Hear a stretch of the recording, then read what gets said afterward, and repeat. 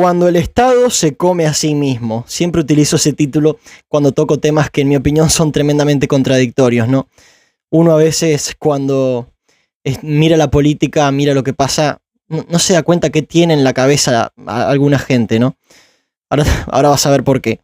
El pasado miércoles el Frente Amplio impulsó en el Parlamento un proyecto para hacer un homenaje a Raúl Sendic. Raúl Sendic el viejo, el ex Tupamaro, ¿no? Ya fallecido, por supuesto. A 100 años de su nacimiento, como digo, se impulsó un proyecto para hacerle un homenaje al ex guerrillero, ¿no? Y bueno, el proyecto no salió adelante, no llegó a los votos, a pesar de que contó con el voto de Gustavo Salle, de Identidad Soberana, ¿no? Que de eso vamos a hablar en breve, ¿no? Ahora, vamos a ver un poco quién fue este sujeto, ¿no? Raúl Sendic, por las dudas de que alguien no sepa o alguien sea de otro país. Al igual que en el resto de Hispanoamérica, en la década del 50, 60 y 70, evidentemente la Unión Soviética, que quería controlar el continente justamente porque estaba en guerra fría con Estados Unidos, como sabemos, impulsó revoluciones que estaban todas dirigidas desde ahí. O sea, es mentira que las revoluciones socialistas de esa época o marxistas de esa época hayan estado, digámoslo así, promovidas y diseñadas y organizadas por el pueblo. Lo cierto es que la Unión Soviética tenía un interés muy grande en impulsar el socialismo en el continente.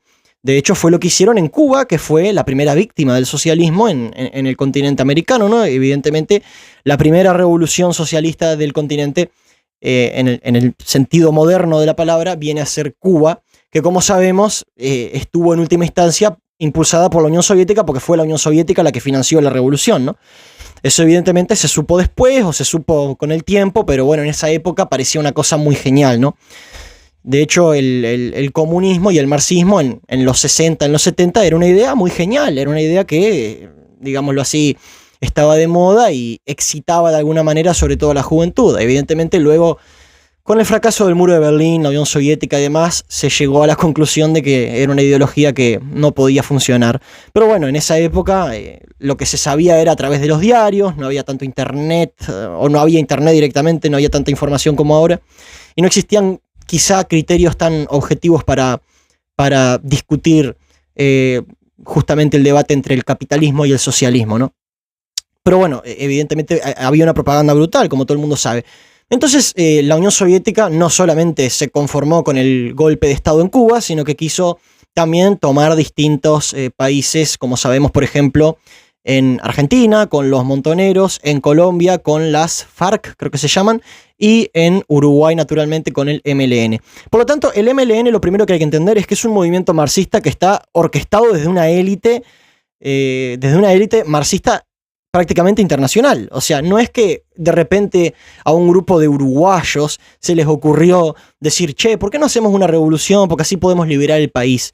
Contrario a lo que se cree, en realidad lo que se pretendía era convertir a Uruguay en una colonia soviética, como hoy en día Cuba es una colonia rusa y en su época fue una colonia justamente soviética, ¿no?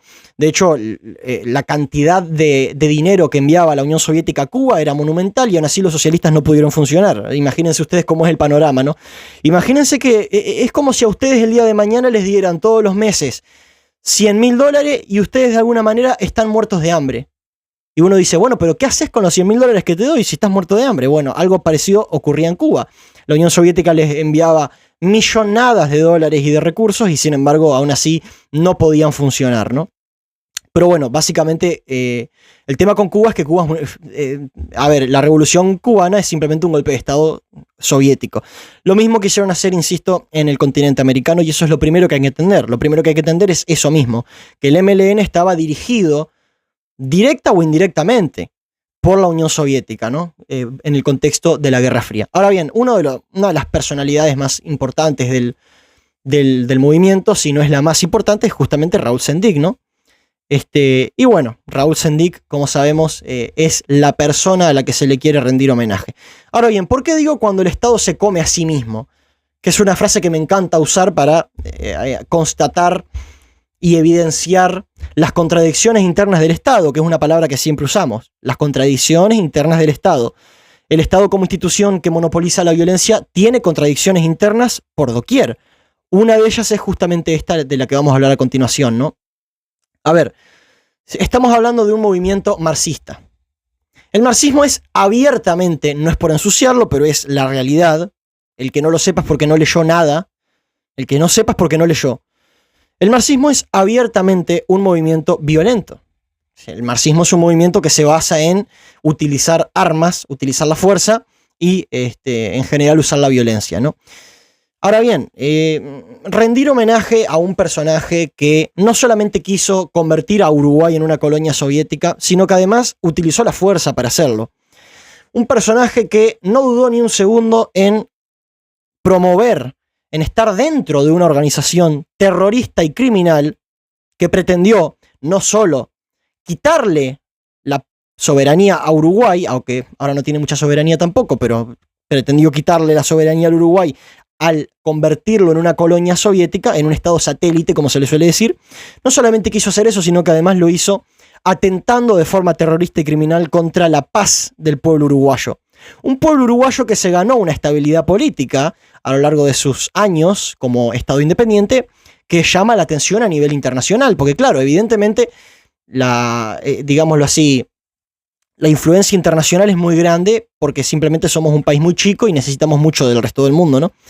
Pero el Uruguay es un país que tiene instituciones sólidas y esto cualquier politólogo lo podría constatar. El Uruguay es un país que dentro del promedio en el continente americano, incluso incluyendo a Estados Unidos, tiene instituciones sólidas que garantizan una democracia medianamente respetable y medianamente eficiente, ¿no? Ahora, tenemos enfrente un personaje que, como digo, formó parte de un grupo que atentó de forma violenta, no solo contra el pueblo uruguayo, sino también contra estas instituciones que tanto tiempo costó labrar, ¿no? Evidentemente, estamos frente a un tirano. Estamos frente a un tirano. ¿Y por qué digo que el Estado se come a sí mismo? Porque, a ver, pensémoslo un poco. El tipo atentó contra la democracia, que además, en parte por culpa de los Tupamaros, llegó a la dictadura, por la inestabilidad política que generó el grupo. En parte, no es el 100%, pero en parte, una de las causas de la dictadura en Uruguay fueron los Tupamaros, ¿no? Pero más allá de eso, un parlamento que, a ver, el parlamento es una característica de la democracia. El parlamento, que se supone que es democrático, los senadores y los diputados son elegidos por el pueblo. A ver, el parlamento necesita de la democracia para sobrevivir. El parlamento es una consecuencia de la democracia. Ahora, si Sendik, formó parte de un grupo que atentó contra la democracia, quiere decir que formó parte de un grupo que atentó contra la Cámara de Diputados tal como la conocemos hoy en día. Pues claro, pueden haber diputados truchos como había como hay en Cuba, y estos diputados que levantan la mano pero están todos comprados. Estamos hablando de que el tipo atentó contra un parlamento democrático.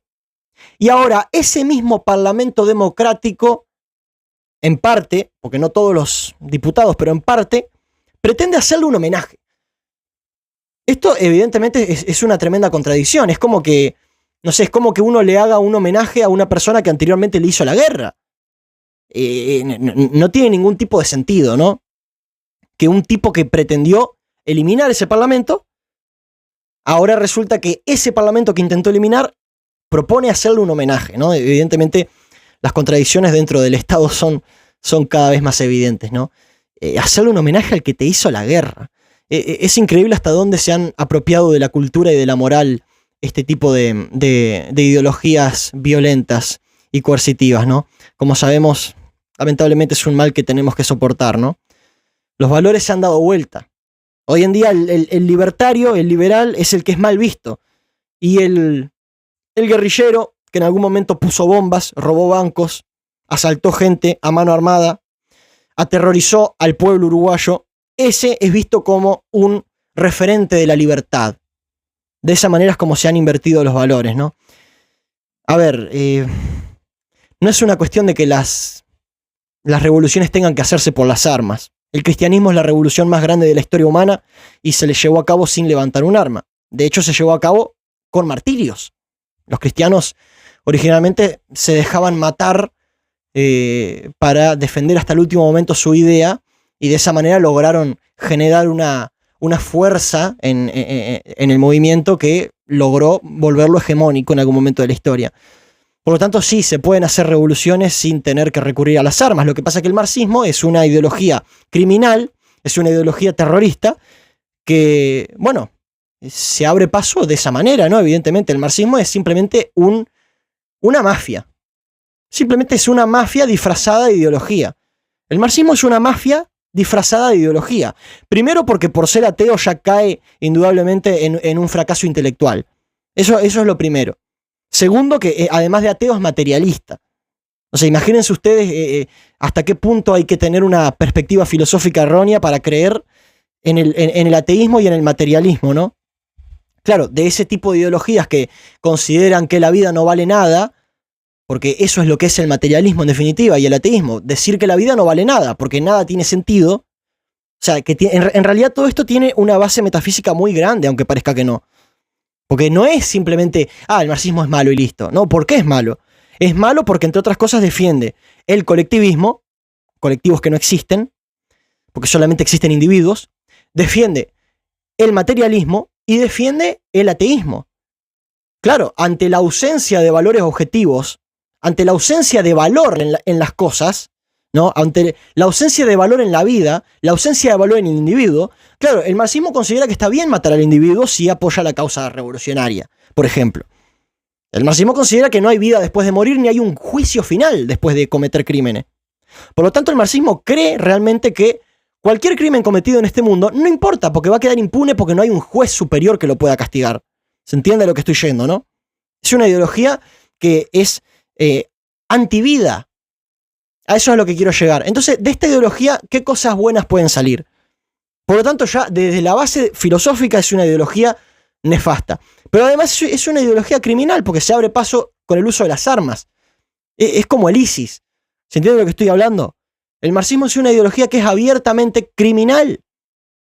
A ver, una ideología que te dice agarrar las armas y cagate a tiro con los empresarios para robarle las empresas es una ideología criminal.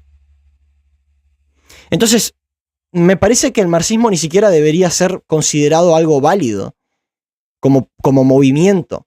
Si nosotros como pueblo tendríamos que condenar el marxismo, porque el marxismo no puede traer la paz.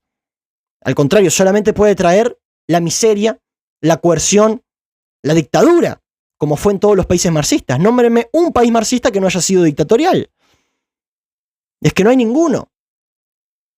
No hay ninguno. Entonces, ¿por qué nosotros seguimos como pueblo muchas veces, yo no, por supuesto, pero muchas veces seguimos viendo al marxismo como los buenos, a los colectivistas, a los socialistas como los buenos, y los liberales que proponen la ausencia de coerción, proponen el laissez-faire, proponen respetar el proyecto de vida del prójimo, proponen no matar gente inocente? ¿Por qué a esos se los suele ver como los malos? Claro, acá entra, obviamente, lo que se denomina marxismo cultural. Acá entra el poder que ellos tomaron de la cultura. Ellos han a lo largo de los años monopolizado la moral. Ellos son los dueños de la moral. Entonces, claro, ellos han logrado una legitimidad social inválida. Ahora bien, con respecto a Gustavo Salle, el hecho de que Salle haya apoyado esto, haya votado para el homenaje a Raúl Sendic, que como digo no se llegó a concretar porque no alcanzaron los votos. Bueno, a ver, yo no puedo opinar por Salle porque no me gusta opinar sobre personas. Yo creo que en realidad uno tendría que opinar sobre ideas. Lo digo porque a mí me han dicho muchas personas, che, vos votaste a Salle, ¿qué me decís de que el tipo haya votado el homenaje a Sendic? Bueno, mirá, a ver, primero que nada que yo con Salle no tengo nada que ver, como ya he dicho. Simplemente lo voté porque ¿qué iba a votar? No había nada para votar. A ver, a mí no me gusta votar anulado tampoco, porque me parece que votar anulado es ser cómplice. Votar anulado es como mirar para el costado. Votar anulado es como que yo veo a una persona muriéndose en la calle y miro para el costado. Eso es votar anulado, es hacer caso omiso de la política. Pero el problema es que a la política no le importa que vos hagas caso omiso de ella. Entonces, bueno, consideré que un voto a Salle podría haber puesto en la Cámara de Diputados un diputado que hubiera sido más valioso que el resto, ¿no? Por supuesto, porque casi todos los diputados son unos, mejor dicho, prácticamente todos los diputados son unos completos ineptos, ¿no? Me parecía que Salle tenía algo bueno que aportar. Ahora bien, evidentemente, me opongo a él en este sentido. Yo si hubiera estado en su asiento no hubiera levantado la mano, por supuesto, ¿no? Pero bueno, no tengo mucho más que opinar. El tipo que haga lo que quiera, ya logró ser diputado y ahora importa poco la opinión que tengamos de él, ¿no? Ya está en la Cámara de Diputados y bueno, en todo caso, con estas y otras acciones que pueda realizar de aquí al 2029, veremos si lo volvemos a votar. Pero si sigue así, evidentemente vamos a tener que cuestionarlo seriamente. Lo digo los que al igual que yo votamos a Salle, ¿no?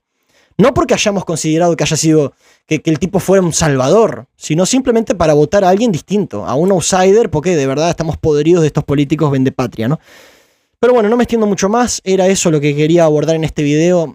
Creo que es un tema que nos compete como pueblo uruguayo, empezar a cuestionarnos realmente el tema del MLN.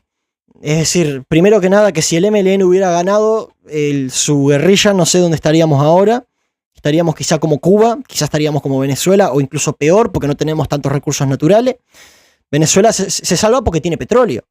Y Cuba se salvaba porque, bueno, la Unión Soviética le daba plata, pero ¿qué podría ser de Uruguay si cae en semejantes manos, no? Y bueno, hay gente que dice que esto es hacer futurología y por eso de repente no me gusta mucho darle vueltas al asunto. Yo simplemente digo, bueno, quizá hoy en día tenemos un sistema democrático que más o menos funciona bien y podemos hacer videos en YouTube diciendo lo que pensamos gracias a que no ganó el MLN. Si hubiera ganado el MLN, yo quisiera saber dónde estaríamos, ¿no? Que eso es algo que también habría que preguntarse como pueblo uruguayo. ¿Quiénes estaban detrás del MLN?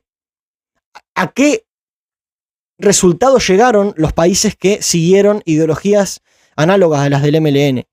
Son todas preguntas que como pueblo uruguayo tenemos que hacernos. Un homenaje a Raúl Sendic, en mi opinión, no es adecuado. Fue una persona que atentó no solo contra las instituciones uruguayas y contra la democracia, sino que además contra el pueblo uruguayo. Veía a la vida de las personas como simples herramientas a utilizar para conseguir un golpe de Estado o imponer una ideología por la fuerza. En definitiva, como digo, es lo que puede salir de una ideología como el marxismo, fracasada histórica y filosóficamente. Por acá voy dejando el video, espero que les haya gustado. Ya saben que la caja de comentarios está abierta para cualquier aporte que se quiera realizar. Y bueno, nos estamos viendo del otro lado. Hasta la próxima. Si te gusta mi contenido y querés apoyarme, te invito a formar parte de los miembros del canal, donde vas a poder tener acceso a un grupo de WhatsApp exclusivo conmigo. También te invito a pasarte por mi cuenta de Instagram, @satsusantiago, donde subo contenido todo el tiempo. Muchas gracias por ver el video.